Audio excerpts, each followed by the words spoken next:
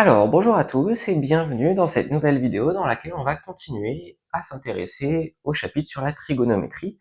Et plus précisément, on va résoudre une équation trigonométrique qui est un petit peu plus compliquée que celle qui aurait été traitée dans les vidéos précédentes, parce que dans les vidéos précédentes, au tout début, on s'intéressait à des équations de la forme le cosinus est égal à un nombre ou sinus est égal à un nombre. Et puis dans la dernière vidéo qui est sortie, on avait cosinus d'un angle est égal au cosinus d'un autre angle, ou la même chose avec des sinus de chaque côté.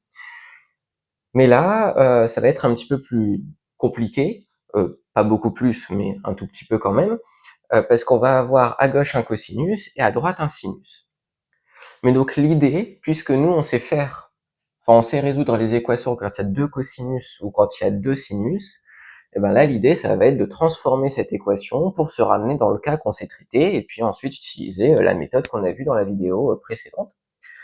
Donc ici c'est ce qu'on va faire. Donc là ici cosinus de 3x est égal à sinus de x plus 3, et bien on va chercher une équation qui est équivalente, mais avec seulement soit des cosinus, soit des sinus. Moi j'ai tendance à préférer travailler avec des cosinus, donc là j'aurais tendance plutôt à transformer le sinus, mais qu'on fasse l'une ou l'autre des méthodes, ça revient à la fin à la même chose. Donc nous ici, pour savoir comment transformer sinus de x plus 3 en fonction du cosinus, eh ben, on va encore utiliser le cercle trigonométrique. Et dans les formules du cours, il y a un moment des égalités qui font intervenir de chaque côté justement des cosinus et des sinus. Et ça peut être très utile donc, pour transformer l'un dans l'autre. Et donc, ces formules-là, c'est des histoires de pi sur 2 plus ou moins x. Et donc dans les formules, donc ça peut se retrouver avec un petit dessin par exemple. Là, si on prend l'angle alpha, et qu'on prend l'angle pi sur 2 moins alpha, eh bien on va avoir que sinus de pi sur 2 moins alpha, c'est égal à cosinus de alpha, et cosinus de pi sur 2 moins alpha, eh bien c'est égal à sinus de alpha. Donc ces propriétés, elles sont super intéressantes pour transformer un sinus en cosinus, ou un cosinus en sinus. Donc c'est justement ce qu'on va utiliser. Donc le cosinus, on n'y touche pas. Donc ça fait cosinus de 3x est égal. Et là, on va utiliser cette propriété. Donc là, alpha vaut x plus 3 dans notre exemple. Donc sinus de x plus 3, eh bien ça va être égal à cosinus de pi sur 2 moins x moins 3.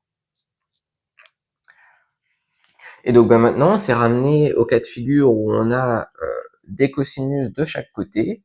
Ça marcherait également si on avait des sinus de part et d'autre. Et donc ça, on sait résoudre ces équations là. Puisque ici, eh bien, on a vu, on avait déjà utilisé dans la vidéo précédente, mais que cosinus de A est égal à cosinus de B, eh bien c'est équivalent à A est égal à B, ou A est égal à moins B. Donc soit les angles sont égaux, soit ils sont opposés. Et donc on va justement utiliser cette propriété pour résoudre maintenant cette équation qui est exactement équivalente à l'équation initiale. Donc là, soit les angles sont égaux à un nombre entier de tours près, donc plus 2 pi, soit ils sont opposés, donc où 3x est égal à x plus 3 moins pi sur 2 plus un nombre entier de tours. Et puis maintenant, on résout. Donc si on ramène le x de l'autre côté, on a 4x qui est égal à pi sur 2 moins 3 plus 2 pi, donc avec k qui est un entier relatif, ce qui est toujours le cas dans ce genre de démonstration, ou bien, donc là, 2x est égal à 3 moins pi sur 2 plus 2 pi. Et maintenant, on divise par 4 et par 2, donc on va avoir x qui est égal à pi sur 8, moins 3 quarts, plus pi sur 2, ou x qui est égal donc à 3 demi, moins pi sur 4, plus pi, avec toujours k qui appartient à l'ensemble des entiers relatifs.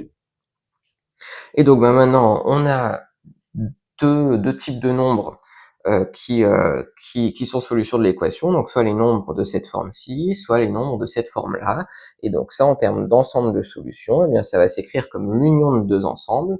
Le premier ensemble qui correspond au nombre de cette forme-là, donc pi sur 8 moins 3 quarts plus k pi sur 2, avec k un entier relatif, union 3 demi moins pi sur 4 plus k pi avec k un entier relatif. Et donc, on a l'ensemble des solutions de l'équation initiale.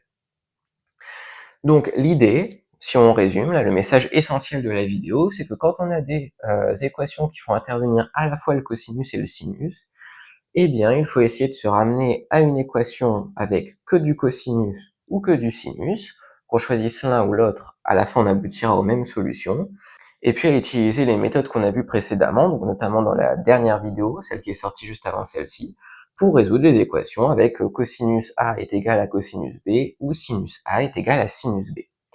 Donc on va s'arrêter là pour cette vidéo, j'espère qu'elle vous aurait été utile d'une façon ou d'une autre. Si c'est le cas, vous pouvez laisser un j'aime et puis vous abonner à la chaîne. Et puis je vous dis à bientôt pour de prochaines vidéos.